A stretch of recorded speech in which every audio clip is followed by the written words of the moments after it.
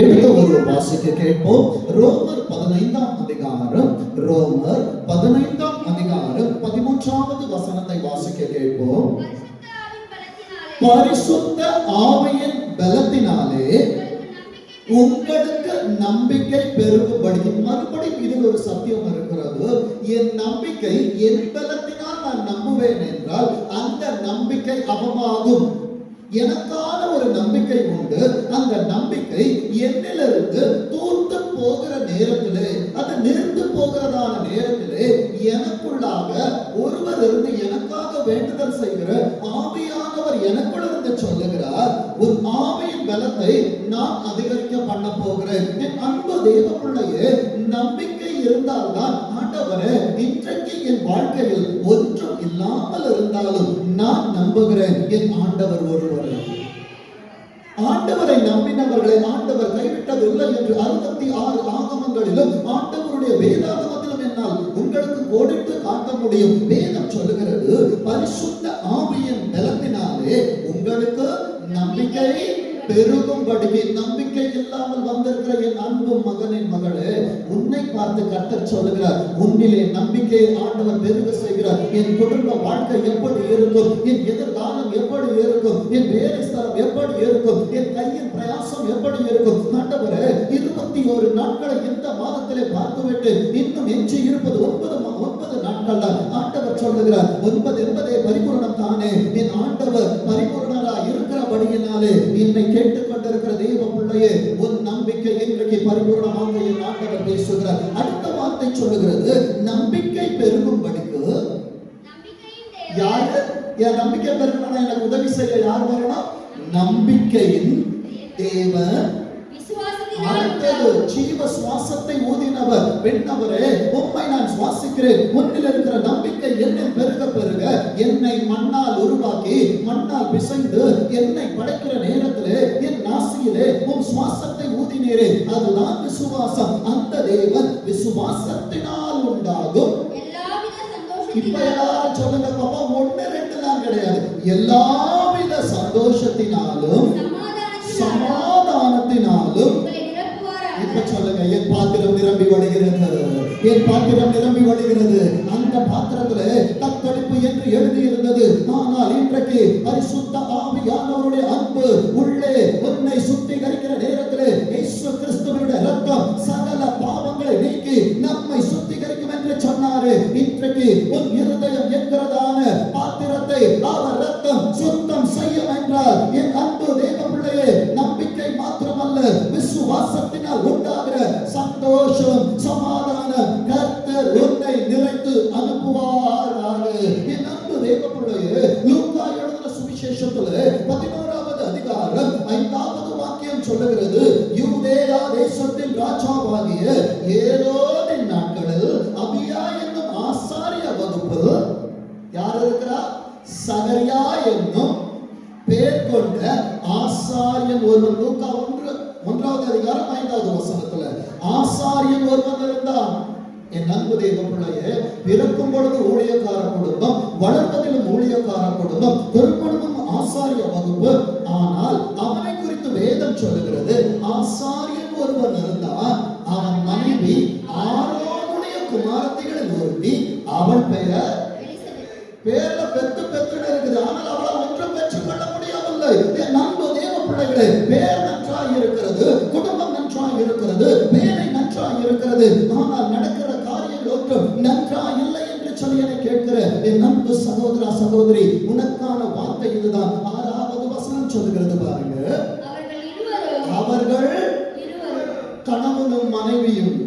என் அன்பு தேவ பிள்ளையே, என் குடும்பத்தை உமக்காய் வளர்க்கிறேன் ஆண்டவரே, என் குடும்பத்தை உமக்காய் நடத்துகிறேன் ஆண்டவரே, உமக்காய் நான் வாழ்கிறேன் ஆண்டவரே, என் பிள்ளைகளை உமக்காய் அர்ப்பணித்திருக்கிறேன் என்று சொல்லி ஆண்டவரை நோக்கி அநேக கேள்விகளின் விண்ணப்பங்களோடு உட்கார்ந்திருக்கிற தெய்வ சபையே, வேதம் சொல்லுகிறது, அவர்கள் இருவரும் கர்த்தரிடத்தில் சகல என் கற்பனைகளின்படி அல்ல, பரலோகத்தில் என்ன வைக்கப்படுகிறதோ ஆண்டவரின் கற்பனைகளின்படி நடந்தவர்கள். என் அன்பு தேவ பிள்ளைகளே, உங்க கற்பனையை என் கற்பனையை ஏற்றுக்கொள்ளுகிறேன் ஆண்டவரே.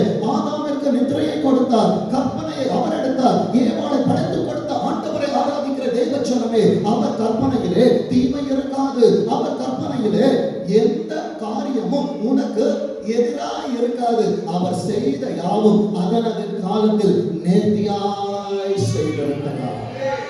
சிலருக்கு கேட்பாங்க, பாஸ்டர் எனக்கு ஏன் இந்த மனைவியை கொடுத்தாங்க, எனக்கு ஏன் இந்த கணவனை கொடுத்தாங்க? யாருக்கு யாரை கொடுக்க வேண்டும் என்பது அவருடைய தீர்மானம், நம் தீர்மானம் அல்ல.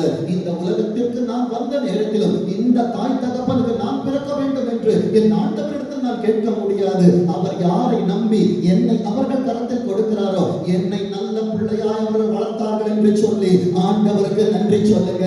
எத்தனை பேரால் சொல்ல முடியும், ஆண்டவர் எனக்கு கொடுத்த தாய் தகப்பனுக்காய் ஸ்தோத்திரம். அவர்கள் கரங்களை தட்டி சொல்லுங்க, அப்பா உமக்கு நன்றி. நாங்கள் நன்றி கடன் பட்டிருக்கிறோம் ஆண்டவரே. எங்களை மற்ற குடும்பங்களுக்கு கொடுக்காமல் நல்ல கைகளுக்கு கொடுத்து எங்களை வாழ வைத்தீரே. என் அன்பு தேவ பிள்ளையே, இவர்கள் ஆசாரிய வகுப்பில் இருக்கிறார்கள், கர்த்தருடைய கற்பனைகளின்படி செய்கிறார்கள். ஆனால் வேதம் சொல்லுகிறது, நியாயங்களின் படியேயும் குற்றமற்றவர்களாய் நடந்து தேவனுக்கு முன்பாய் தேவன் நமக்கு காண்பிக்கிறதும் அதுதானே. நீதி உனக்கு முன்பாய் சொல்லும். ஆனா நீதி முன்னால் போகிற நேரத்தில் உன்னை குறித்து உலகம் குறை சொல்லும். ஆனால் அவர்களை பார்த்து நீ சொல்லு, கர்த்தருடைய மகிமை என்னை பின்னால் பாதுகாத்துக் கொண்டிருக்கிறது, அதனால் நான் அழியல, இன்னும் வாழுகிறேன். என் அன்பு தெய்வ பிள்ளையே, உன்னை குறை சொன்ன அநேகர் இன்றைக்கு இல்லை. ஆனால் நிறைவானவர் உன்னை நிறைத்து நடத்துகிறார் என்றால் இந்த ஆராதனையை நான் சொல்ல முடியும். பரிசுத்த ஆவியானவருடைய பலத்தினாலே கர்த்தர் உன்னை இன்னும் நடத்துவார். என கேட்டால் நான் சொல்லுவேன், 22வது வயசுல ஊழியம் வேண்டாம், 44 வயது நாளை பார்க்க போகிறேன், ஊழியத்தில் நிற்க வைக்கிறார், பலிபீடத்தில் இருந்து சொல்ல முடியும். கர்த்தருக்கு சித்தம் இருக்கும் என்றால் 88 வயதிலே இங்கே உட்கார்ந்து இருக்கிற அநேக பிள்ளைகள் தேசம் என்கிற பதவி போய் தேவனுடைய வார்த்தைகளை பிரசங்கிப்பதை அன்றைக்கு பார்த்து நான் சொல்ல முடியும், இது என்னால் உண்டானது அல்ல, கர்த்தருடைய ஈவு. எத்தனை பேர் விசுவாசிக்கிறீங்க? கர்ப்பத்தை சுமந்து வந்திருக்கலாம், எதிர்கால பிள்ளைக்காக சொல்லிக்கலாம், என் பிள்ளைகள் இங்கே இருக்கிறார்கள் என்று சொல்லலாம். இப்பொழுது நான் உங்களுக்கு ஒரு நல்ல செய்தியை சொல்லுகிறேன். உன் பிள்ளைகள் கர்த்தரால் வேதிக்கப்பட்டிருப்பார்கள், உன் பிள்ளைகளுடைய சமாதானம் பெரிதாக இருக்கும் என்று ஆண்டவர் சொல்லுகிறார். என் அன்பு தேவ பிள்ளையே, அவர்கள் குற்றமில்லாமல் நடந்தாலும் வேதம் சொல்லுகிறது பாருங்க, 7வது வசனத்துல எலிசபெத்து உங்களுக்காக வாழ்ற, ஏன்பாயா வாழ்க்கையில பிரச்சனை? என் அன்பு தேவ பிள்ளையே, உன்னை ஆண்டவர் ரொம்ப நாள் வெயிட் பண்ண வச்சிருக்கிறாங்கன்னா, ரொம்ப வெயிட் ஆண்ட கொடுக்க போறாரு. உன்னை ரொம்ப நாள் அள வச்சிருக்கிறாங்கன்னா, உன்னை அள வைப்பதற்காக அல்ல, உன்னை ஆளுகிறவனாய் மாற்றும்படியாக. வேதம் சொல்லுகிறது, எலிசபெத்து மலடியாய் இருந்தபடியால் அவளுக்கு பிள்ளை இல்லை. இன்றைக்கு உன் வாழ்க்கையில என்ன இல்லை? என் அன்பு தேவ பிள்ளையே, நான் சொல்ல வேண்டும், இல்லை என்பதே என்கிட்ட இல்லப்பா. ஏன்னா இருக்கிறவராகவே இருக்கிறேன் என்பவரை என் இருதயம் பெற்றிருக்கிறது. என் இடத்தில் இல்லை என்பதே இல்லை. நான் என் ஜனத்தின் நடுவே சுகமாய் குடியிருக்கிற எத்தனை பேர் என்னோடு சொல்ல முடியும்? கரங்களை தட்டி சொல்லுங்க. உரைகளுக்கு நடுவிலே நிறைவானவரை உயர்த்தி பிடித்து சொல்லுங்க, நான் நடுவரை என் ஜனத்திற்கு மத்தியிலே சுகமாய் குடியிருக்கிறேன். பிள்ளையே, அவர்களுக்கு பிள்ளை இல்ல. அடுத்த வார்த்தை சொல்லுகிறது, இருவரும் வயசு போயிடுச்சுப்பா. சம்பாதிக்க வேண்டிய வயதில் நான் சம்பாதிக்கல, முதுமையில நான் என்னப்பா பண்ணுவேன்? ஆண்டவரே, விலைவாசியை பார்த்து பயமா இருக்கு, எதிர்காலத்தை பார்த்து பயமா இருக்கு, என் பிள்ளைகளுக்கு நான் என்ன செய்வேன் என்று சொல்லி பயத்தை தொலைத்து வார்த்தைகளை கேட்கிற என் அன்பு சகோதர சகோதரியே, உனக்கான நற்செய்தியும் கூட. வேதம் சொல்லுகிறது பாருங்க, 11வது வசனத்துல, அப்பொழுது கர்த்தருடைய தூதன் ஒருவர் தூபபீடத்தின் வலது பக்கத்துல நின்று, இப்போ ஒரு நல்ல செய்தியை சொல்லட்டுமா? நான் உன் வலது கையை பிடித்து. அப்ப எங்க இருக்கிறாரு? உன் கூட இருக்கிறாரு. உன் வலது கையை பிடிச்சு உனக்கு ஒரு தரிசனம் இன்றைக்கு வருகிறது.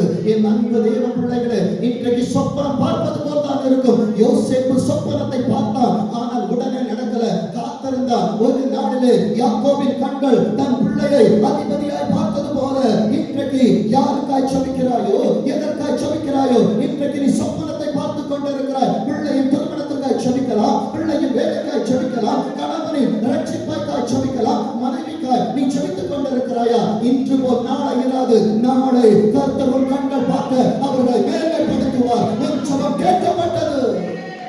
அன்பு தேவ பிள்ளைகளே, வேதம் சொல்லுகிற வார்த்தையை பாருங்க. அவனுக்கு தரிசனம் ஆயிட்டானா, அடுத்த வார்த்தை 13 சொல்லுகிறான், தூதன் அவனை நோக்கி, சகரியா என்கிற இடத்துல உங்க பேரை போட்டு வாசிக்க பாப்பா. இப்ப கிரேஸ் எப்படி வாசிக்கணும்? கிரேசியை என்ன சொல்றாரு? கிரேசியே பயப்படாத. என்ன சொல்றாங்க? பயப்படாத. ஏன் இன்னைக்கு உங்களை கூட்டிட்டு வந்தேன் தெரியுமா? எல்லாருக்கும் அழகான பேர் அப்பா அம்மா வச்சிருக்கிறாங்க. இந்த வேதத்துல உன் பேரை பதிச்சு வாசிச்சு பாரு. இங்கே உன் பேரை பதிய பதிய பரலோகத்தில் அது பதிந்து கொண்டிருக்கும். வேதம் சொல்லுகிறது பயப்படாத. ஏன்? உன் வேண்டுதல் இப்ப சபை சத்தமா சொல்லட்டும், என் வேண்டுதல் கேட்கப்பட்டது என்றால் கேட்கிற ஒருவர் இருக்கிறார், பதில் தருகிறவர் இருக்கிறார். இந்த யுத்தம் உங்களுக்குரியது அல்ல, நானே பதில் செய்வேன், நீங்கள் சும்மா இருப்பீர்கள் என்று சொன்னார் அல்லவா? எதை பார்த்து பயப்படுகிறாய்? அது உன்னை மேற்கொள்ளாது. என் அன்பு தேவ பிள்ளையே, நீ வால் அல்ல, தலையை ஆராதிக்கிற தேவ பிள்ளையா இருக்கிறார். என் ஆண்டவர் அறியாமல் உனக்கு ஒரு கேடும் வராது. வேதம் சொல்லுகிறது பாருங்க, வேண்டுதல் கேட்கப்பட்டது. கணவனுக்காய் செபிக்கிறாயா? மனைவிக்காய் செபிக்கிறாயா? அயல் வீடுகளுக்காய் செபிக்கிறாயா? தேசத்திற்காய் செபிக்கிறாயா? உன் ஜெபம் எதுவாயினும் ஜெபம் நீயா இருப்பாய் என்றால் ஜெயம் பரலோகத்திலிருந்து ஆண்டவர் என்கிற பெயரில் வந்திருக்கிறது. இன்றைக்கு நீதிமொழிகளை முடிக்கும் பொழுது ஒரு வார்த்தை சொல்லப்பட்டது, குதிரை யுத்த நாளுக்கு ஆயத்தமாக்கப்படும். என் அன்பு தேவ பிள்ளையே, வசனம் பேசப்படுவதற்கு முன்பாகவே ஆண்டவர் நீதிமொழிகளிலே வார்த்தைகளை உறுதிப்படுத்துகிறார் என்றால் இன்றைக்கு பேசப்படுகிற வார்த்தைகள் உனக்கானது, உன் குடும்பத்திற்கானது, உன் எதிர்காலத்திற்கானது. வெற்றாத வெற்றாத பிடிச்சுக்கோ.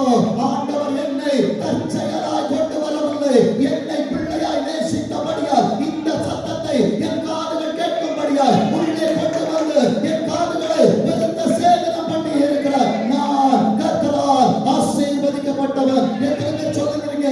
நான் கர்த்தரால் ஆசீர்வதிக்கப்பட்டவன். வேதம் சொல்லுகிறது பாருங்க, உன் வேண்டுதல் கேட்கப்பட்டது. உன் மனைவியாக எலிசபெத் உனக்கு ஒரு குமாரனை பெறுவார். ஏசப்பா டைரக்ஷன் கொடுத்தாங்கன்னா பேரு, ஊரு, என்ன பண்ணணும், எப்படி இருப்பான், எல்லா ப்ளூ பிரிண்டையும் உன் கையில கொடுத்துருவாரு. ஆனால் மனிதன் உன் கையில ஆஃபர் லெட்டர் மட்டும் தான் கொடுப்பான். என் தேவன் உன்னிடத்தில் ஆஃபர் லெட்டரை மாத்திரம் அல்ல, அங்கே உனக்கான உயர்வு, நீ இருக்க வேண்டிய ஸ்தானம், கர்த்தர் உன்னை எங்கே உயரத்தில் வைப்பார் என்பதை எழுதி உன் கரத்திலே கொடுப்பார். இன்றைக்கு உன் கரம் வெறு கரம், ஆனால் நாளைக்கு இந்த கரம் இப்படி இருக்காது. இது கர்த்தரோடு இணைந்திருக்கிறபடியால இப்ப சொல்லுங்க, இந்த கைக்கு இல்லை என்பதே இல்லை. இது அநேக சாதிகளுக்கு கடன் கொடுக்கும், இது கடன் வாங்காது, இது அநேகரை ஆடும். என் அன்பு தேவ பிள்ளைகளை, இதை ஆளுவதற்கு கர்த்தர் ஒருவனுக்கும் அதிகாரம் தர மாட்டார். வேதம் சொல்லுகிறது, ஆண்டவர் கொடுத்தார்னா வாழ்க்கை எப்படி இருக்கும் தெரியுமா? அதுதான் லைஃப் டைம் கேரண்டி. இன்றைக்கு திருச்சபையிலே வார்த்தைகளை கேட்டுக் கொண்டிருக்கிறாயே, உனக்கு லைஃப் டைம் ஆஃபரை ஏசப்பா தராங்க, உனக்கு லைஃப் டைம் பிளஸிங்க தராங்க. நீ தற்செயலா வரல, ஏசப்பாவை தூக்கிச்சு வந்தாங்க. 14வது வசனத்தை வாசிக்க பார்ப்போம். சொல்லுங்க பாப்பா, அது உனக்குன்னு படிக்க கூடாது. எப்படி படிக்கணும்? எனக்கு சந்தோஷமும் மகிழ்ச்சியும் உண்டாகும். நம்ப முடியல பாஸ்டர். ஆதியாகமம் 1வது அதிகாரத்தில் வீட்டுல போய் வாசிக்க, உண்டாகும் உண்டாகும் உண்டாகும் உண்டாகும் உண்டாகும் என்று 6 நாளில் தோட்டத்தையும் படைத்தார், மனிதனை படைத்தார். 7வது நாளிலே ஓய்ந்திருக்க மனமில்லை. மனிதனுக்கு தேவையான எலும்பையும் எடுத்தார், கற்பனைகளை எடுத்தவர் அவனுக்கான மனைவியை படைத்துக் கொடுத்தாரு. 7வது நாளிலே அவருக்காய் உருவாக்கப்பட்ட மணவாட்டியாம் சபையை கர்த்தருக்காய் ஆயத்தப்பட்டது. வேதம் சொல்லுகிறது, அவன் பிறப்பின் நிமித்தம் குடும்பத்துல ஒன்னால இது ஏன் இருக்குது, இது ஏன் பிறந்தது, இவனால் சந்தோஷம் இல்லை என்று சொல்லுகிற இடத்தில் ஒரு நாளில் உன் காதுகள் கேட்கும், நீ இல்லை என்றால் குடும்பம் இல்லை, நீ இல்லை என்றால் வேலை இல்லை, நீ இல்லை என்றால் வாழ்க்கை இல்லை. அந்த உயரத்திலே கர்த்தர் உன்னை உயர்த்தி வைப்பார். எத்தனை பேர் சொல்ல முடியும், இது எனக்கான வார்த்தை ஆண்டவரே, இது எனக்கான வார்த்தை ஆண்டவரே, என்னை தூக்கி வெளியே போட்டுச்சாங்க, என்னை குப்பையில போட்டுச்சாங்க. ஆண்டவர் சொல்லுகிறார், குப்பையில் இருந்த உன்னை அவர் தூக்கி எடுக்கிறார். ராஜாக்களோடு ஆசாரியர்களோடு ஆண்டவர் உனக்கு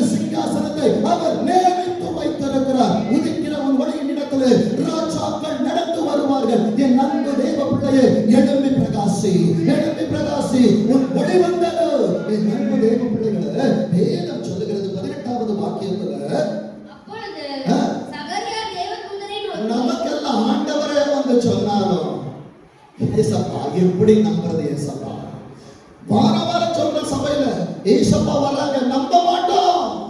ஆனா பெர்க்மன்ஸ் ஐயா வராங்க அடுத்த வாரம்.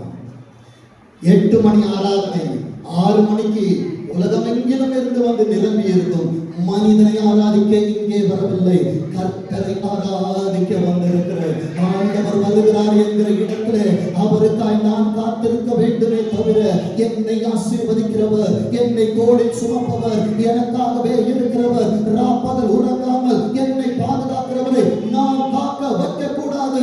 ஏன் ஆசீர்வாதங்கள் உன் வாழ்க்கை காத்திருக்கிறது என்றால், நீ ஆண்டவரை காக்க வைத்திருக்கிறபடியால் உன் ஆசீர்வாதம் தூரத்தில் உட்கார்ந்து டாட்டா காட்டி கொண்டிருக்கிறது. என் அன்பு தேவ பிள்ளையே, கர்த்தரை நேசித்துப்பார், அவருடைய ஆசீர்வதிப்பார். வேதம் சொல்லுகிறது பாருங்க. அப்பொழுது சகரியா தேவதூதனை நோக்கி, அப்போ அவன் ஆசீர்வதிப்பான்னு சொல்லிட்டாரு, உனக்கு பிள்ளைய தருமான்னு சொல்லிட்டாரு, அதுக்கு பேரையும் வச்சுட்டாரு. நீ நம்பணும்ல. ஒவ்வொரு வாரமும் வார்த்தைகளை கேட்கிற நேரத்துல கேட்கும் போது உள்ள ஆண்டவரை கொழுத்து விட்டு எரியுதுப்பா. ஆனா சர்ச்சை விட்டு அப்படி போன உடனே பிரச்சனைகளை பார்க்கிற என் அன்பு தேவ பிள்ளையே, ஆண்டவரை பார்க்கிற வரைக்கும் பேதுரு கடலின் மேல் நின்றது மாத்திரமல்ல நடந்தான். ஆனால் எப்பொழுது கொந்தளிக்கிற கடலை பார்த்தானோ உள்ளே போனான். இன்றைக்கு அநேக சூழ்நிலைகளை பார்த்து உள்ளே போய் கொண்டிருக்கிற சகோதரா சகோதரி, உனக்காக அதே கடலிலே உனக்காய் நடந்து வந்த ஒருவர் உன்னை விடாதபடிக்கு, உன்னை அமிழாதபடிக்கு அந்த கை நீட்டப்பட்டே இருக்கிறது. அந்த கையை நீ பிடிக்கல, உன் கையை அவர் பிடிச்சிருக்கிறார். அதனாலதான் நீங்க ஆராதனையில் இருக்கிறீங்க, நான் பிரசங்கித்துக் கொண்டிருக்கிறேன். என் அன்பு தேவ பிள்ளையே, இது உங்களால் உண்டானது அல்ல, கர்த்தருடைய ஈவு. அநேக நேரத்துல ஒரு சின்ன பெரும் அப்படி 2 கொம்பு எனக்கு முளைக்கும். ஏசப்பா எவ்வளவு கஷ்டப்பட்டு நான் எல்லாத்தையும் எடுத்து ப்ரிப்பேர் பண்ணி சபைக்கு போறாண்டவர் 3 பிரசங்கம் பண்ண வைக்கிறீங்க ஆண்டவரை. ஏசப்பா சிம்பிளா சொல்லுவாங்க, நீ அந்த டைரியை மூடிடு, வேதத்தை மட்டும் கையில எடு. என் அன்பு தேவ பிள்ளைகளை காஞ்சி கொண்டு வருகிறதான பிள்ளைகளுக்கு தெரியும், நிறைய நேரத்துல டைரியை திறக்க விட மாட்டாங்க. நீ பேசு பார்ப்போம், இப்ப எப்படி பேசுற? பேசுகிறது நீங்கள் அல்ல, உங்களுக்குள்ள இருக்கிற பரிசுத்த ஆவியானவர் பேசுகிறார் என்றால், என் அன்பு தேவ பிள்ளையே, காற்றை காண மாட்டாய், மழையை காண மாட்டாய், ஆனால் உன் பள்ளத்தாக்கை காத்த நிரப்புவார் என்றால், இன்றைக்கு பெருமையோடு அநேக களஞ்சங்கள் இருக்கிறது. இன்றைக்கு ஒன்றுமில்லாத நிலைமையிலே வார்த்தைகளை கேட்டுக்கொண்டு நம்பு ஆண்டவரை, அதுதான் உனக்கு தெம்பு. இன்றைக்கு ஆண்டவர் உன்னோடு இடைப்படுகிறார் என்றால் உன்னை அழிப்பதற்கு அல்ல, உன்னை வாழ வைப்பதற்கு. வேதம் சொல்லுகிறது பாருங்க, நான் எதனால் அறிவேன், நான் எப்படி இருக்கிறேன், வயசு போச்சுப்பா, இனி என் படிப்பு ஒண்ணுக்கும் உதவாதுப்பா. என் அன்பு தேவ பிள்ளைய, என் அம்மாவும் அப்பாவும் படிக்க வச்சது ஸ்போர்ட்ஸ் காலேஜ்ல, நான் படிச்சது MBA நிறைய படிச்சோம், அது வேற. வேலை பார்த்தது ஒரு இடத்துல, இன்றைக்கு கர்த்தர் உயரத்தில் வைத்திருக்கிறது ஒரு இடத்துல. என் அன்பு தேவ பிள்ளைய, ஆண்டவருக்கு குவாலிஃபிகேஷன் வேண்டாம், ஆண்டவருக்கு படிப்பு தேவையில்லை, உன் உண்மை போதும். கொஞ்சத்தில் உண்மை உள்ளவனை, கொஞ்சத்தில் உண்மை உள்ளவனை. நான் படிக்கல, என் அன்பு தேவ பிள்ளைகளே, இன்றைக்கு ஆண்டவர் என்னை உட்கார வைத்திருக்கிற ஸ்தானத்தை என்றைக்காவது என்ன பார்க்க யாராவது அந்த ஜீசஸ் கால்ஸ் கீழ இருக்கிற ஆபீஸ்க்கு வந்தீங்கன்னா கேளுங்க, அங்கே என் சாட்சியை சொல்லுவாங்க. சென்னை முழுவதும் அவன் கண்ட்ரோல் பண்ணிட்டு இருக்கிறாரு. போகும்போது ஆவனா தெரியாது, பேங்க் என்றால் என்ன என்று தெரியாது.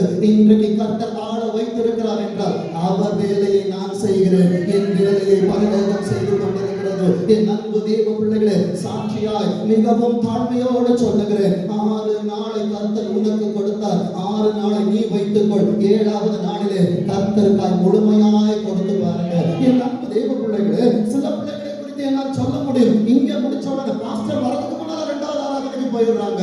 அந்த பிள்ளைகள் வாழ்க்கையில அந்த 88 என்று ஒன்று சொன்னேனே, 88, 68, 78, 108, எந்த 8 நான் இருந்தாலும் அந்த பிள்ளைகள் கர்த்தருக்காய் உயரத்தில் பிரகாசிப்பதை அன்றைக்கு பார்க்கும்போது நான் சொல்லுவேன், ஆண்டவரே, என் பிள்ளைகள் உமக்காக வேலை செய்தார்கள், வாலிபத்தை கொடுத்தார்கள், தங்கள் நேரத்தை பார்க்கல, தங்கள் ஆண்டவரை கொடுத்த தாளங்களை பயன்படுத்தினார்கள், அவர்களை பயன்படுத்தும் ஆண்டவரே. இன்றைக்கு பண்படுத்திக் கொண்டிருக்கிறார், பண்படு, பயன்படுத்துவார். அதுவரை காத்திரு, உனக்கான நேரம் சீக்கிரத்தில் வரும். என் அன்பு தேவ பிள்ளையே, வேதம் சொல்லுகிறது, நான் கிழவனாய் இருக்கிறேன், என் மனைவி அவளுக்கு வயசு போயிருச்சு. என் அன்பு தேவ பிள்ளையே, பிள்ளையே, எது உன்னை விட்டு போனாலும் ஆண்டவர் உன்னை விட்டு போகக்கூடாது.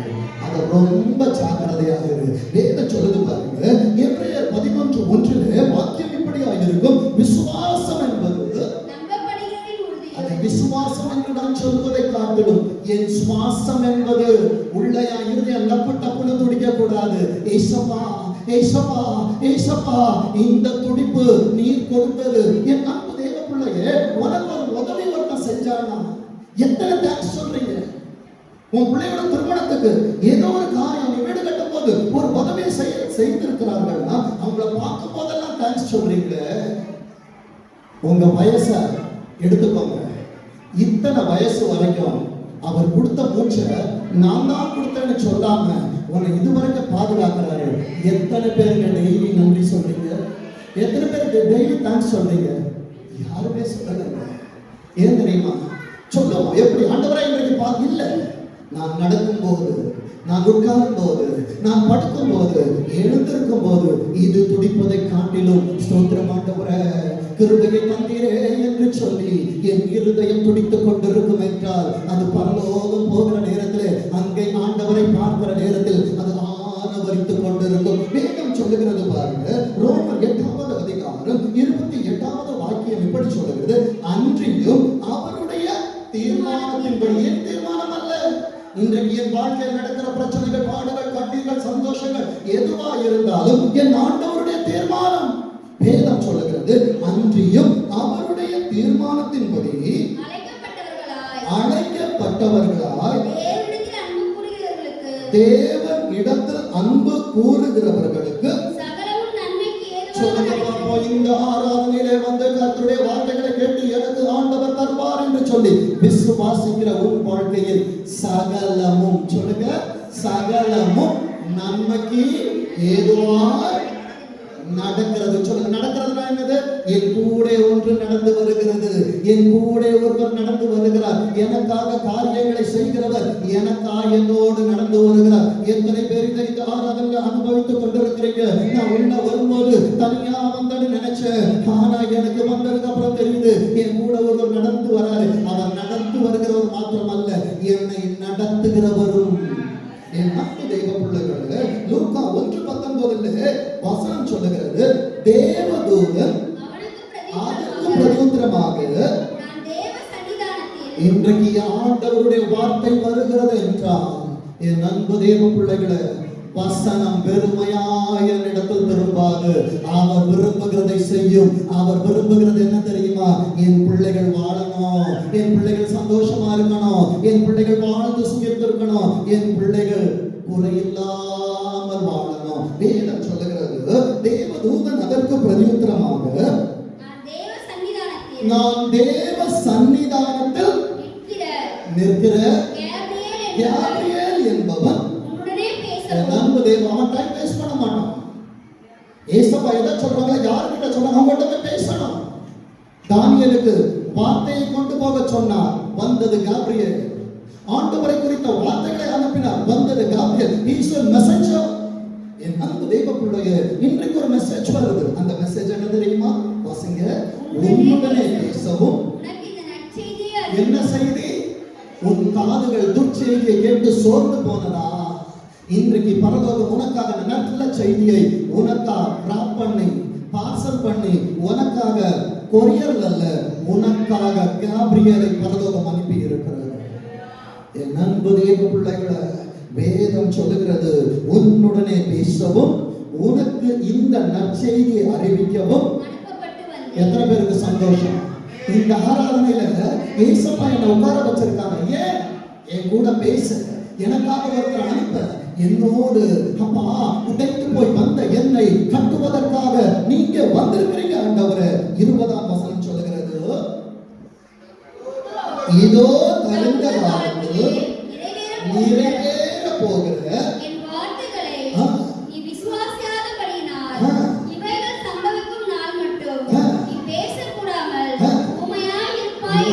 குடும்பத்துல எவ்வளவு பேசியிருப்போம், இவ்வளவு நாள் தொழில எவ்வளவு பேசியிருப்போம். இன்றைக்கு பார்த்த தோல்விகள், நஷ்டங்கள், எதிர்பாராத காரியங்கள் இன்றைக்கு உன்னை பேச விடாமல் வைத்திருக்கிறது என்றால் ஆண்டவரை நம்புற மாதிரி இருக்குது, விசுவாசிக்கல, ஆனா அது நடக்கும்.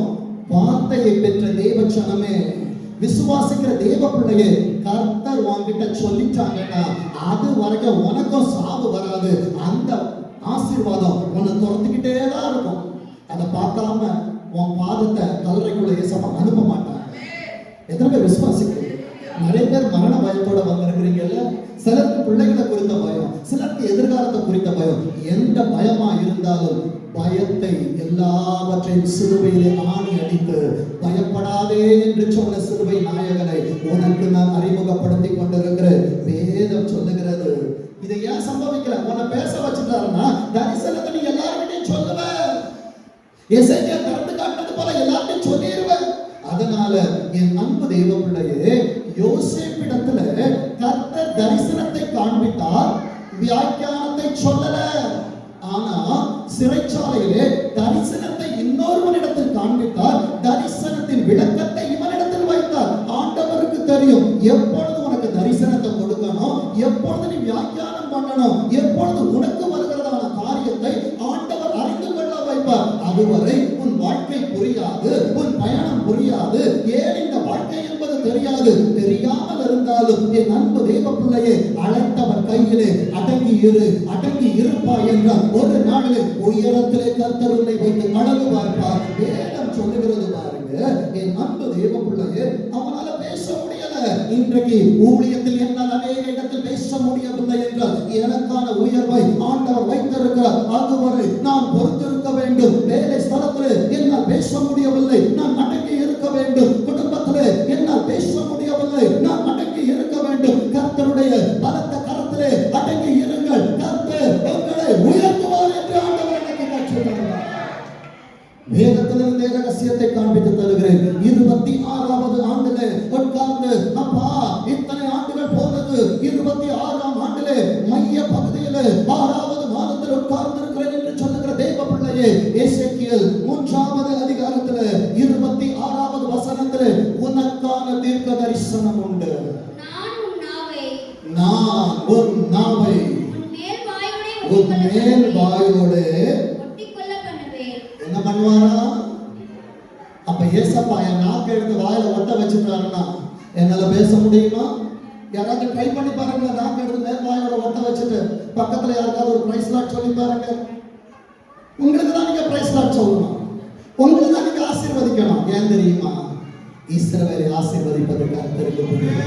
வேதம் சொல்லுது பாருங்க, நான் உன்னோட பேசும்போது நான் உன் நாவை மேல்வாயோட ஒட்டி கொள்ள பண்ணுவேன். இவ்வளவு நாள் அம்மா பிள்ளைய திட்டி திட்டி பார்த்தாங்க, பிள்ளை கேட்கல. அப்பாட்ட விட்டு கொடுத்துருங்க, இனி நீங்க டீல் பண்ண வேண்டாம், அப்பா பார்த்துப்பாங்க.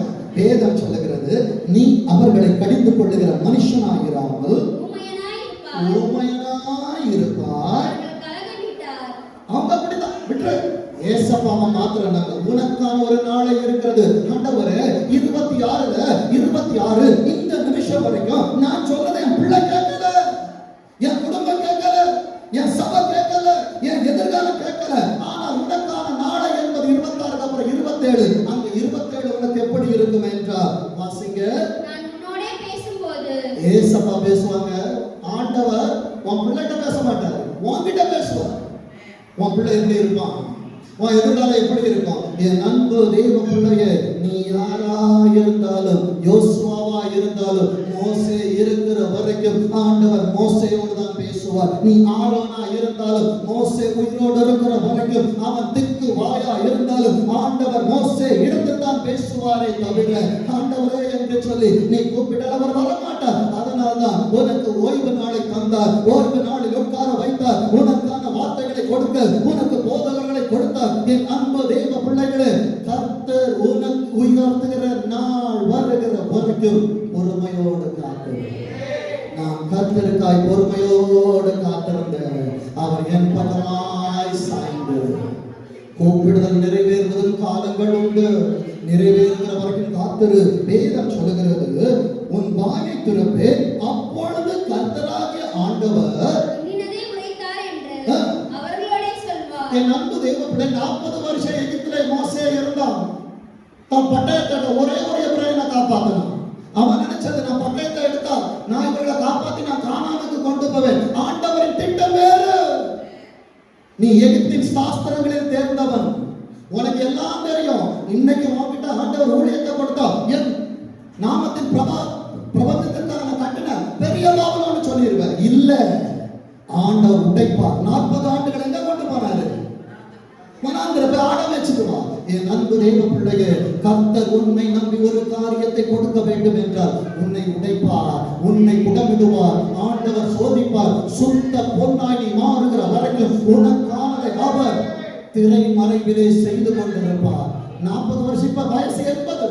போலாம் மறுபடியும் எங்க ஆண்டவரை டூர் போக கூப்பிடும். இல்ல, எந்த பட்டயத்தை வச்சு நீ ஜெயம் எடுக்கணும்னு நினைச்சியோ உன் கையில வேதம் என்கிற 66 ஆவணம் இப்போ உன் கையில இருக்கு. இப்ப எகிப்தின் மந்திரங்கள் உனக்கு தெரியாது, சாஸ்திரங்கள் தெரியாது. வேதம் சொல்லுகிறது, மோசே பார்வோனின் குமாரத்தின் மகன் எனப்படுவதை பெருத்து தேவ ஜனங்களோடு பாடு அனுபவிப்பதை தெரிந்து கொண்டான்.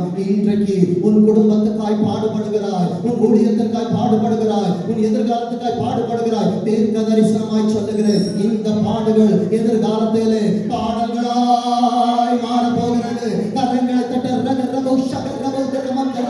பாடல்களை சுமந்து வந்திருக்கிற தேவ பிள்ளையே, உன்னை ஆண்டவர் பாட வைக்க போகிறார். இந்த காலம் தற்காலிகம் தான், இது நிரந்தரம் அல்ல, இது நிரந்தரம் அல்ல, உடைத்து போகாது. நீ அக்கலபோஷமோ இது எப்படி ஆகும் என்று சொல்லுகிறாயா? கர்த்தரால் ஆகும், கர்த்தரால் கூடும், என் ஆண்டவரால் கூடாதது என்பது என்றும் இல்லை. அன்பு தெய்வ பிள்ளையே, வேதம் சொல்லுகிறது, இன்னதை உரைத்தார் என்று அவர்களோடே சொல்லுவாய். கேட்கிறவன் கேளாதவன். என் அன்பு தெய்வ பிள்ளைகளே, யாக்கோபு ஆற்றல் கரையில யாக்கோபு கண்ணீர் வடித்ததை காட்டிலும் ஈசாக்கின் கால்களை பிடித்து கண்ணீர் விட்டவன் ஏசா. ஆனால் ஏசாவின் கண்ணீருக்கு மதிப்பில்லை. காலம் கடந்து போவதற்கு முன்பாக இது இரட்சணிய நாள், இது கிருபையின் காலம். அப்பா, இது எனக்கான வார்த்தை, நான் எடுத்துக்கிறேன். எத்தனை பேர் கரங்களை உயர்த்தி சொல்ல முடியும்? அப்பா, இது எனக்கு யாக்கோபின் ஆற்றல் கரையா இருக்கட்டும். ஈசாக்கை நம்பி அல்ல நான் ஊழியத்திற்கு வந்தது, அழைத்தவரை நம்பி. இந்த குடும்பத்தை நடத்துவது நான் ஈசாக்கை நம்பி அல்ல, உம்மை நம்பி. ஆண்டவரே, உம்மை நம்பி வந்து நான் வெட்கப்படல. எத்தனை பேரால சொல்ல முடியும்? இன்னைக்கு உங்க தயவு என்னை கைவிடலப்பா. வெறும் கோலும் கையுமா பரிவாரங்களை எனக்கு தந்திருக்கிறீங்களப்பா. நல்ல மனைவி, நல்ல பிள்ளைகள், நல்ல ஊழியம், நல்ல வேலை. ஆண்டவரை ஸ்தோத்தரித்துக் கொண்டே இரு. வேதம் சொல்லுகிறது பாருங்க, லூக்கா 1:24 வாசிக்க பார்ப்போம். அந்த நாட்களுக்கு பின்பு ஏசப்பா சொன்னா நடக்கும். உன்னால பார்க்க முடியும், பேச முடியாது. ஏன்? ஏசப்பா சொன்னதை நம்பல. எத்தனை பேர் இப்ப சொல்ல போறீங்க? நம்புறப்பா. இருதயத்துல கைய வச்சு உண்மையா சொல்லுங்க, நம்புறப்பா. தடை வருதுன்னு சொல்லிட்டு உலக சொல்றத நான் கேட்க மாட்டேன். என் பிள்ளை வாழ்க்கையில சில திருமண தடை வருது. ஆண்டவரே, பிள்ளைக்கு வயசாகுதுப்பா. உலகம் சொல்லுது, இது கிடைக்கலையா, நீ இப்படி பண்ணி. நோ, கர்த்தர் என்ன சொல்லுகிறார் என்று சொல்லிக்கிறேன். கர்த்தர் உன்னை காத்திருக்க சொன்னால் காத்திரு, பொறுத்திரு. ஈசாக்கு 40 வயதானாலும் உனக்கான ரெபெக்காள் துறவண்டையில் வருகிற வரைக்கும் காத்திரு. ரெபெக்காளே, உனக்கான எலியேசர் உன்னை வந்து சந்திக்கிற வரைக்கும் காத்து கொண்டிரு. நீயா உனக்காக உன்னை தேடிக்காத, பஸ் ஸ்டாப்ல தேடாத, காலேஜ்ல தேடாத, போகிற இடத்துல தேடாத. உனக்கான விழா எலும்பை கர்த்தர் எடுக்க வேண்டுமே தவிர கர்த்தர் எடுக்க வேண்டிய பொறுப்பு உன் கரத்துல எடுக்காத. இன்றைக்கு நீ கையில் எடுத்திருப்பா, அதை கீழே போற்று, அதை கீழே போற்று, அதை கீழே போற்று. போகவில்லை என்றால் அது பிரியனை போல தேண்டிக் கொண்டிருக்கும். என் அன்பு தேவ பிள்ளையே, என் திருச்சபையின் பிள்ளைகள் கர்த்தரால் ஆசீர்வதிக்கப்பட்டவர்கள்.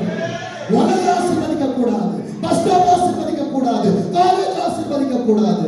நல்ல அப்பா அம்மாவை கொடுத்திருக்கிறாங்க. அவங்க நம்பி நல்ல ஊழியக்காரங்கிட்ட கேட்பாங்க. உனக்கான ரெபெக்காள் துறவிலே இறங்குவாள். கர்த்தரின் தரிசனத்தை அவள் நிறைவேற்றுவாள். அவள் தான் அவன் வீட்டுக்கு வரணும். அந்த வீட்டுக்கு நம்ம பிள்ளையை அனுப்பணுமே தவிர உலகம் சொல்லுகிற வீட்டிற்கு அல்ல. அதனால் தான் இன்றைக்கு அநேக குடும்பங்கள் உடைந்து கொண்டிருக்கிறது. கர்த்தர் உடைக்கிறவர் அல்ல. நாம் உடைத்து விட்டு கர்த்தரிடத்தில் கேட்கிறோம், ஏன் ஆண்டவரே உடைத்தீர்கள்? என் அன்பு தெய்வ பிள்ளையே, வேதம் சொல்லுகிறது பாருங்க, அவள் கர்ப்பவதியாகி ஜனங்களுக்குள்ளே இதுதான் இன்றைக்கு உனக்கான வார்த்தை. உன் ஜனங்களுக்குள்ளே ஒரு நிந்தை உண்டாய் இருக்கிறது. உன் வேலை ஸ்தலத்திலே ஒரு நிந்தை, உன் ஊழியத்திலே ஒரு நிந்தை, உன் பிள்ளைகள் வாழ்க்கையிலே நிந்தை. நிந்தையை சுமக்கிற எலிசபெத்தே, உனக்கான வார்த்தை இதுதான். நீ ஒரு நாளிலே சொல்லுவாய், ஜனங்களுக்குள்ளே எனக்கு உண்டாயிருக்கிற நிந்தையை நீக்கும்படியாக எந்த நாளில? இன்றைக்கு இந்த 21ஆம் நாளில கர்த்தர் உன்மேல் கடாட்சம் வைத்திருக்கிறார். 25ஆம் வசனம் சொல்லுகிறது, எனக்கு இப்படி செய்தருளினார் என்று சொல்லி 5 மாதம் அவள் வெளிப்படவில்லை. 6வது மாதத்திலே உட்கார்ந்து என்னை கேட்டுக் கொண்டிருக்கிற தேவ பிள்ளையே, கர்த்தர் உனக்கு செஞ்சுட்டாரு. 1ஆம் தேதி ஏற்ற காலத்திலே மழையை பெய்ய பண்ணுவேன் என்று சொல்லும் பொழுது உனக்கான ஆசீர்வாதத்தை அவர் கொடுத்துட்டாரு. இந்த 6வது மாசத்துல நிரம்ப போறாரு, நிரம்புகிறார், நிரம்பிக் கொண்டிருக்கிறது. என் அன்பு தேவ பிள்ளையே, உன் வேண்டுதல் கேட்கப்பட்டது. 37வது வசனத்தை வாசிங்க பாப்போம். தேவனாலே கூடாத காரியம் ஏதாவது இருக்கா?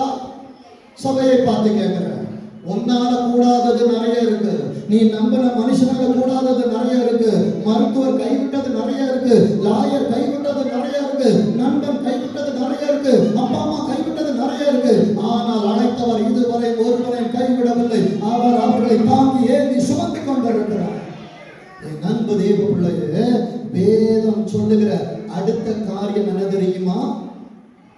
57வது வசனத்தை வாசிங்க.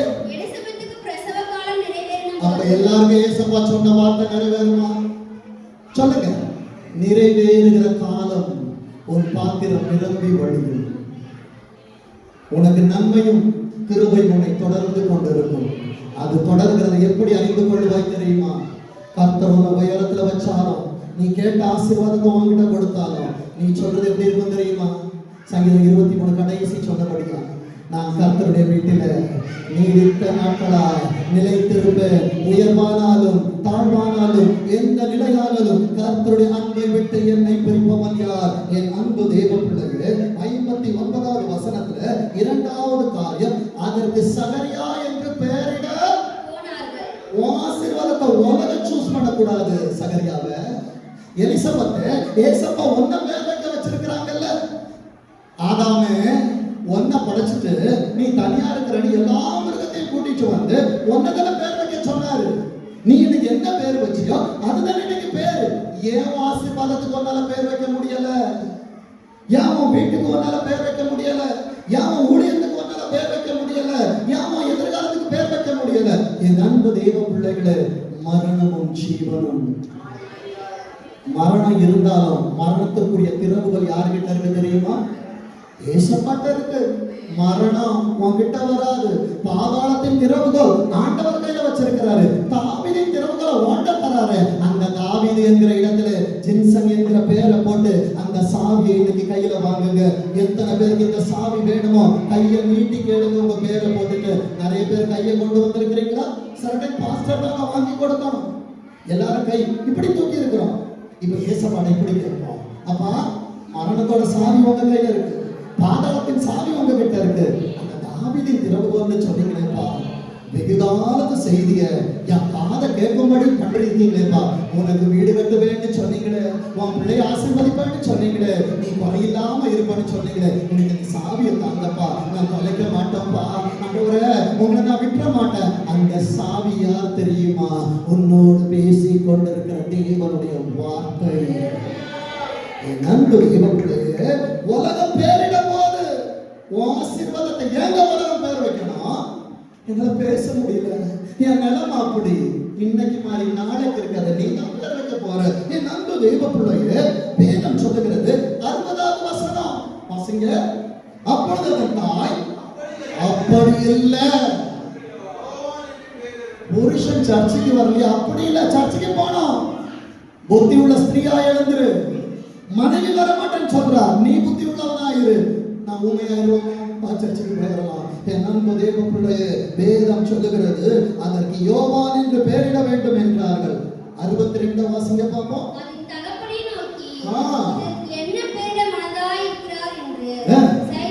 சைகையால் கேட்டார்கள். 63 வாசிங்க.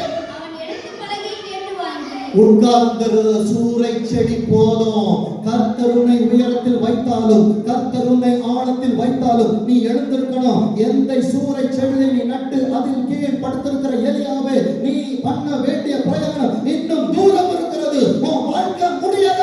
இன்னைக்கு தான் ஏசப்பா தொடங்குறாங்க. பாஸ்டர் எனக்கு 70 வயசு, பாஸ்டர் எனக்கு 60 வயசு. Who cares? அது வெறும் நம்பர் தான். ஏசப்பா எத்தனை பேர் சொல்றீங்க என் வாழ்க்கை இன்னைக்கு தொடங்க போறாங்க? வேதம் சொல்லுகிறது பாருங்க, அவன் எழுந்து பலகையை கேட்டு வாங்கினான். அப்ப ஏசப்பாவுடைய வசனத்தை எப்படி வாங்கணும்? கேட்கணும், டைரியில எழுதணும், இப்படி வாங்கிட்டு வீட்டுக்கு போனோம். நான் வரும்போது மாப்பிள்ள மாதிரி வருவேன், புது பொண்ணு மாதிரி சர்ச்சுக்கு வருவேன், உட்காருவேன், என்னுடைய ஹேண்ட்பேக் திறப்பேன், பைபிளை எடுத்து இப்படி அழுங்காம குலுங்காம வெளியே வைப்பேன். பாஸ்டர் சொல்லுகிறார் காரியத்துக்கு 4 அல்லேலூயா 5 ஆமென், மொத்தம் 9 பரிபூரணம். என் பிள்ளைய கூப்பிடுவேன், சாப்பிடுவேன், தூங்குவேன், டிவி பார்ப்பேன், மறுநாள் வேலைக்கு போவேன். யோவானை பார்க்க முடியாது. அது சகரியாவாகவே நின்றும். யோவானை அல்ல, யோவானை ஸ்நானகனாய் பார்க்க வேண்டும் என்றால் என் அன்பு தேவ பிள்ளையே, இன்றைக்கு நீ இருக்கிறதான இடத்திலிருந்து எழும்பணும். வேதம் சொல்லுகிறது பாருங்க, அவன் எழுந்து பலகையை கேட்டு வாங்கி என் அன்பு தேவ பிள்ளையே, இதுதான் ஒரு மனம். இதுதான் என்னது? ஒரு மனம். பரலோகத்துல மணவாளன் இருக்கிறார், சபை என்கிற மணவாட்டி.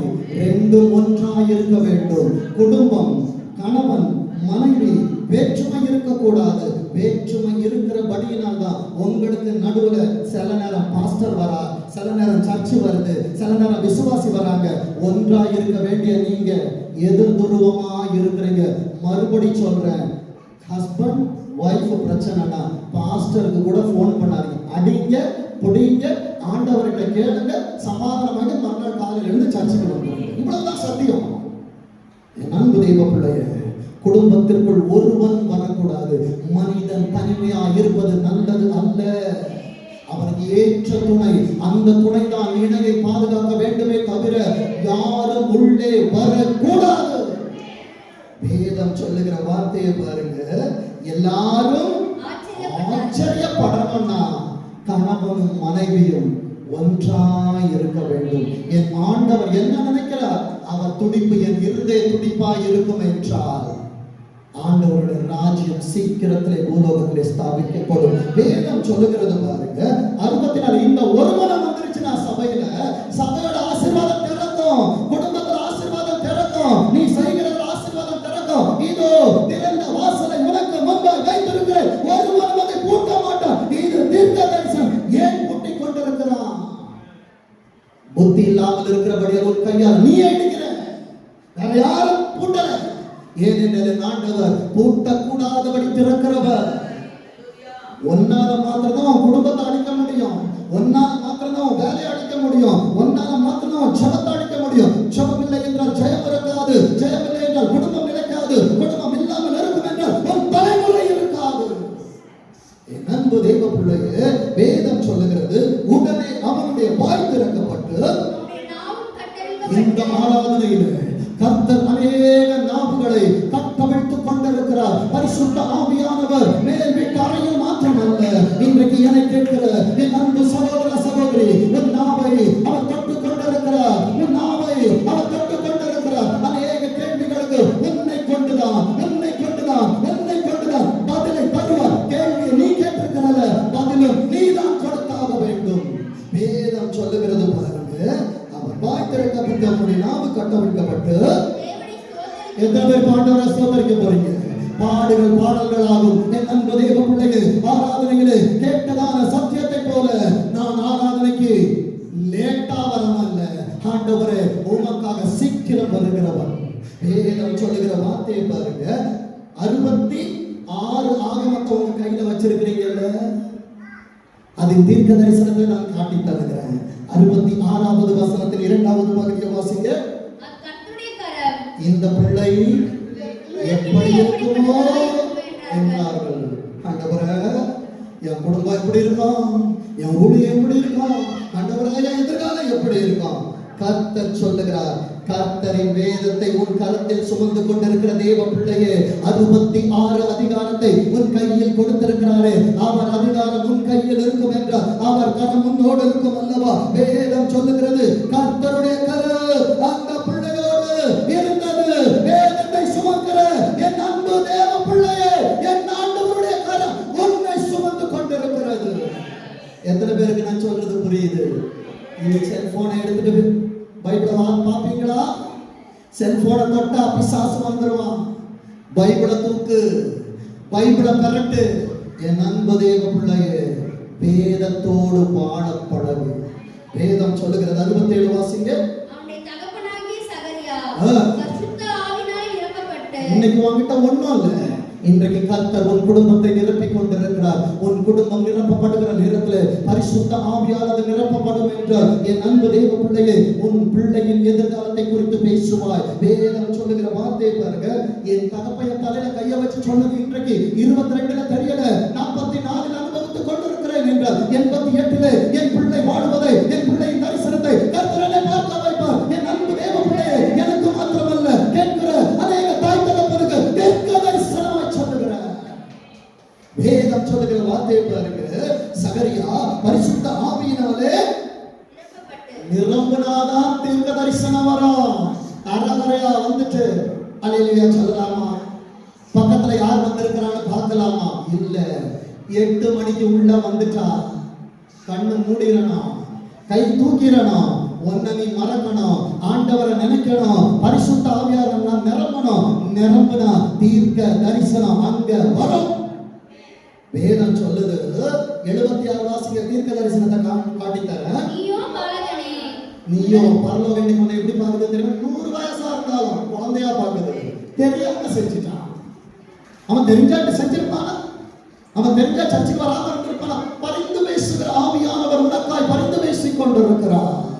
நிரம்ப வேண்டும் என்றால் காலம் செல்லாது.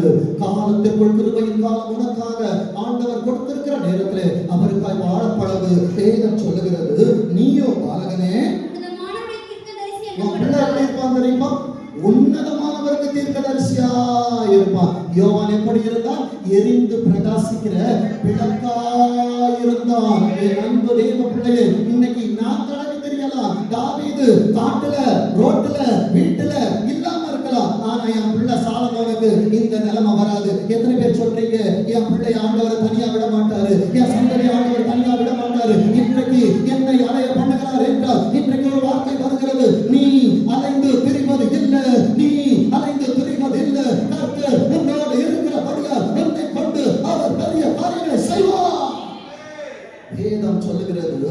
நீயோ பாலகனே, உன்னதமானவருடைய தீர்க்கதரிசி எனப்படுவாய். இன்னைக்கு உன் கையில ஆண்டவர் 66 அதிகாரத்தை கொடுத்தது எதுக்கு தெரியுமா? 666 ஒரு நாள் வரும். 6வது நாள் படைக்கப்பட்ட மனிதனே 66 அதிகாரத்தை கையில் வைத்து 666 நீ எதிர்க்கணும். குதிரையே, உன்னை அவர் யுத்த களத்திலே பார்க்க விரும்புகிறார். ஜெயம் அவர் தருவார். எத்தனை பேர் சொல்ல முடியும்? இந்த 66 என் கையில் இருக்கிறது, நான் 666 ஆண்டவருக்காய் சங்கரிப்பேன் என்று. அன்பு தெய்வ பிள்ளையே, வேதம் சொல்லுகிறது. உன் மனசுல இன்னைக்கு விதைச்சிட்டான் பாத்தீங்களா? இந்த 88ல நான் உயிரோடு இருந்தாலும் இல்லாமல் இருந்தாலும் நான் சொன்ன வார்த்தை ஒன்றும் தரையில் விடுவதற்கு ஆண்டவர் அனுமதிக்க மாட்டார். வேதம் சொல்லுகிறது பாருங்க. 80 வாசிங்க. நான் 88 கேட்டேன். ஆனா 80லயே என் பிள்ளைங்க ஆண்டவர் எப்படி வச்சிருப்பார் தெரியுமா? பிள்ளை வளரும். சொல்லுங்க பாப்போம். நான் 88ல இதை கேட்டேன். ஆனால் 8 வருடங்களுக்கு முன்கூட்டியே இந்த ஆசீர்வாதங்களை பார்க்க வைப்பார் என்று ஆண்டவர் பேசுகிறது உண்மையா இருக்கும் என்றால் வேதம் சொல்லுகிறது. அந்த இன்னைக்கு நிறைய பிள்ளைய பாருங்க, ஒண்ணு வாட்டர் பாட்டில் எடுத்து வச்சுட்டு இருக்குது, ஒண்ணு இங்கே சுத்திட்டு இருக்குது, ஒண்ணு உள்ள உட்கார்ந்து இருக்குது. என்ன நடக்குதுன்னு தெரியல. ஆனால் தரிசனத்தை சுமந்து கொண்டிருக்கிற எலிசபெத்து, தரிசனத்தை சுமந்து கொண்டிருக்கிற சகரியாவே, என் ஆண்டவர் உன் பிள்ளைகளை உன் மூலமாக தான் ஆசீர்வதிப்பார். ஆசீர்வதிப்பார். இன்றைக்கு அவர்களுக்கு ஒன்றும் தெரியாது. ஆனால் நான் சொன்ன 88 80 அன்றைக்கு நடக்கிறதை உனக்கு காண்பித்து தருகிற அந்த பிள்ளை வளர்ந்து சொன்னீங்க, என் பிள்ளை எப்படி இருப்பான்? ஆவியில் பலன் கொள்ளுவான், ஆவியின் அபிஷேகத்தை பெறுவான், ஆவியின் அச்சாரத்தை பெறுவான். வேதம் சொல்லுகிறது ஆவியிலே பலன் கொண்டு உலகத்துக்கு இன்னைக்கு ஆண்டவர் மறைச்சு வச்சிருக்கிறார். இத்தனை எலியாவை எலிசாவை உலகத்திற்கு தன்னை காண்பிக்கும் நாள் வரைக்கும் இன்னைக்கு அப்பா அம்மா நீங்க வனாந்திரத்துல இருக்கிறீங்கல்ல, உன் பிள்ளை ஆண்டவர் வனாந்திரத்துல தான் வச்சிருப்பாரு. பிள்ளை வளரும் அன்றைக்கு சொல்லுவ, நான் நடந்து வந்தேன் பாஸ்டர், என் பிள்ளையோட காலத்துல ஒவ்வொரு வாரம் ஒவ்வொரு கார்ல வரும் பாஸ்டர், ஒரு வீட்டுக்காக நான் கையேந்தி நின்ன பாஸ்டர், வாடகை கொடுத்தேன் பாஸ்டர். இன்னைக்கு என் பிள்ளையோட காலத்துல ஏக வீடுகளை தந்திருக்கிறாங்க பாஸ்டர். எத்தனை பேர் விசுவாசிக்கிறீங்க? எத்தனை பேர் விசுவாசிக்கிறீங்க? கர்த்தர் சொன்ன வார்த்தையை கர்த்தர் தரையில் விட அனுமதிக்க மாட்டார். எத்தனை பேர் விசுவாசிக்கிறீங்க? என் அன்பு தேவ பிள்ளையே, சொன்ன என் தகப்பன் இன்றைக்கு இல்லை, ஆனால் அவரால் உரைக்கப்பட்ட வாக்கு தத்தங்கள் இன்றைக்கு எங்களில் நிறைவேறி கொண்டிருக்கிறது என்றால் நாங்கள் சாட்சிகள் மாத்திரமல்ல, சாட்சிகளை உருவாக்க கர்த்தரால் அழைக்கப்பட்ட தேவனுடைய வேலைக்காரர்களாக இருக்கிறோம். வேதம் சொல்லுகிற வார்த்தையை பாருங்க.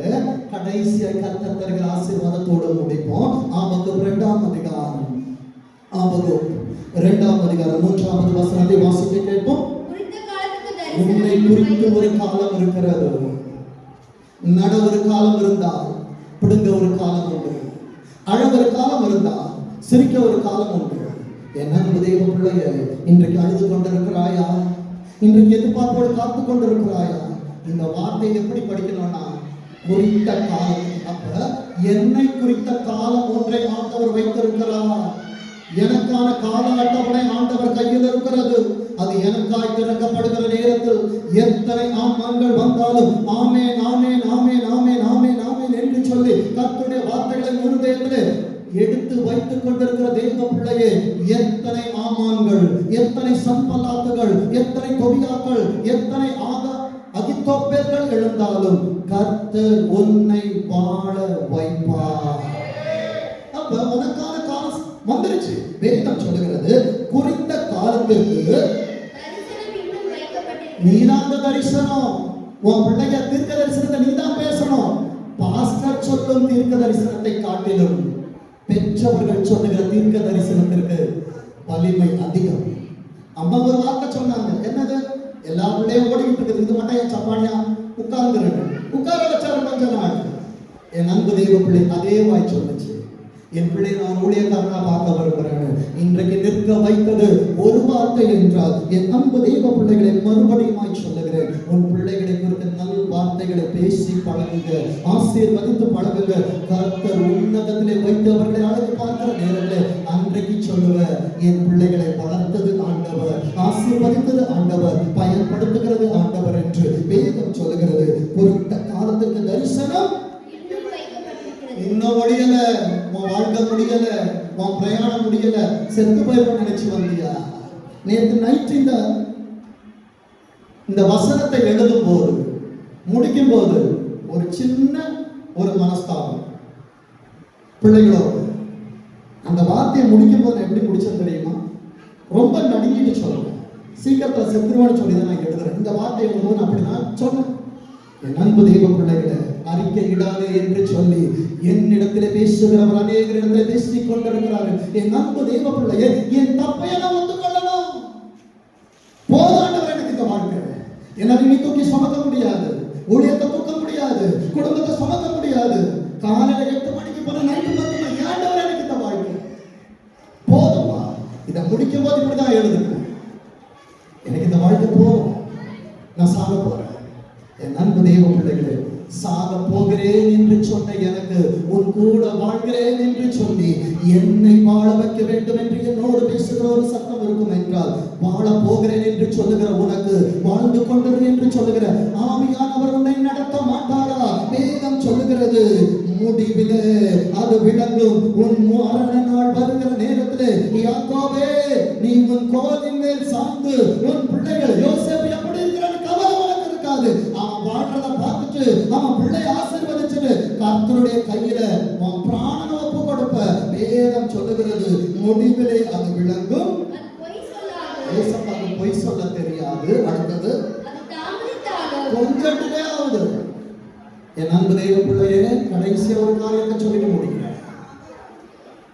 வீட்டுக்கு அஸ்திபாரம் போடுறாங்கன்னா யார் மட்டும் கூப்பிடுவாங்க தெரியுமா? பாஸ்டர் மட்டும் தான் கூப்பிடுவாங்க. ஏன்? பாஸ்டர் வந்து பிரேயர் பண்ணிட்டு போவாங்க. ஆனா கிரக பிரவேசத்துக்கு எல்லாரையும் கூப்பிடுவாங்க. இன்றைக்கு உன் கூட யாரும் இல்லைன்னா பரலோகம் உனக்காக அஸ்திபாரம் போட்டுட்டு இருக்குது. பிதா, குமாரன், பரிசுத்த ஆவியானவர் உனக்காக ஜெபிச்சிட்டு இருக்கிறாங்க. ஒரு நாள் வரும், உன்னை உயர்த்துகிற நேரத்தில் யோபுவே, இன்னைக்கு உன் கூட ஒருத்தர் இல்லை, ஆனா ஒரு நாள் வரும் உனக்காக எல்லாரும் ஆசீர்வாதத்தை கொண்டு வருவாங்க. இந்த கரங்கள் கர்த்தரால் நிரப்பப்படும். உன் குடும்பம் கர்த்தரால் ஆசீர்வதிக்கப்படும். கரங்களை தட்டி சொல்லுங்க, இது எனக்கான வார்த்தை, எனக்கான அஸ்திபாரம். நான் நிலையற்றவன் என்று சொன்னேன், ஒன்றும் இல்லைன்னு சொன்னேன். பரலோகம் எனக்காக அஸ்திபாரம் போடுது. இந்த கல்லின் மேல் மோதுகிறவன் நெருங்கி போவான், நெருங்கி போவான், நெருங்கி போவான். என் அன்பு தேவ பிள்ளையே, நீ தள்ளப்பட்ட கல்லா இருந்தால் நீ தலைக்கல்லா இருக்கிறாய். ஆண்டவருக்கு மூத்த பிள்ளை, உன்னை யாரும் தொட முடியாது. தாமதித்தாலும் காத்திரு, அது நிச்சயமாய் வரும். அது தாமதிக்காது, அது தாமதிக்காது. உன் பிள்ளைக்கான ஆசீர்வாதம், உன் எதிர்காலத்துக்கான வேலை, நீ எதிர்பார்த்து வந்திருக்கிற நன்மை நிச்சயம் வரும். கர்த்தர் உன்னை ஆசீர்வதிப்பார். இருந்த இடத்துல அப்படியே முழங்கால் படியிடுவோமா? கொஞ்ச நேரம் முழங்கால் படியிடுங்க. கொஞ்ச நேரம் எல்லாரும் முழங்கால் படியிடுங்க. எல்லாரும் முழங்கால் போடுங்க பார்ப்போம். எல்லாரும் தேவச்சனமே கர்த்தருக்கு முன்பாய் தாழ்மைப்படுங்க. அப்பா உமக்கு ஸ்தோத்திரம் ஆண்டவரே. கேட்ட சத்தியத்தின்படியா தனக்காய் செபித்த பிள்ளைகள், குடும்பத்திற்காய் செபித்த பிள்ளைகள், தேசத்திற்காய் செபித்த பிள்ளைகள், திருச்சபைக்காய் செபித்த பிள்ளைகள், ஊழியக்காரனுக்காய் செபித்த பிள்ளைகள், என் அன்பு பிள்ளைகள் ஒருவரையும் ஆவியானவரை உங்க பொறுப்பிலே கொடுக்கிறேன் ஆண்டவரே. ஏன் இந்த வாழ்க்கை என்று சொல்லாதபடிக்கு கர்த்தர் தந்த வாழ்நாளுக்காக, கர்த்தர் தந்த குடும்பத்திற்காக, கர்த்தர் தந்த எல்லாவற்றிற்காக ஆசீர்வாதங்களையும் நன்றிகளையும் பிள்ளைகள் கர்த்தருக்கு சொல்லட்டும் ஆண்டவரே. என் பிள்ளைகளை மனமாற வாழ்த்தி ஆசீர்வதிக்கிறேன். அப்படி இரண்டு கரங்களை வானத்துக்கு நேராய் உயர்த்தி, எல்லாரும் இரண்டு கரங்களை வானத்துக்கு நேராய் உயர்த்துவோமா? இப்ப சொல்லுவோமா?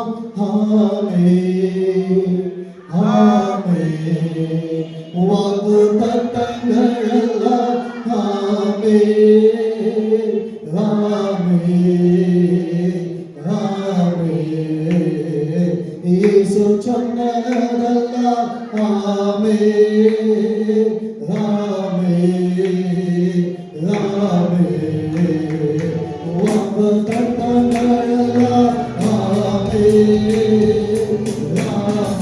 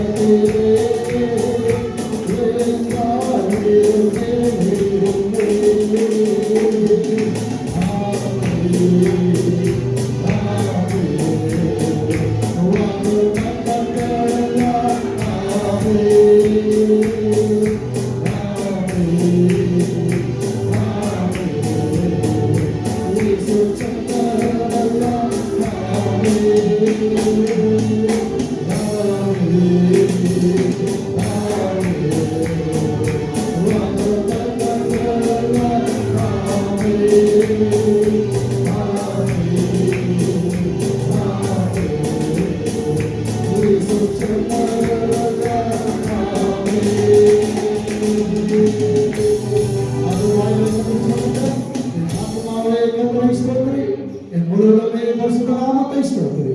என் ஆத்துமாவே கர்த்தரை ஸ்தோத்திரி. கர்த்தர் செய்த சகல உபகாரங்களை மறவாது. கர்த்தர் உங்களை ஆசீர்வதிப்பாராக. God bless you. ஒருவரை ஒருவர்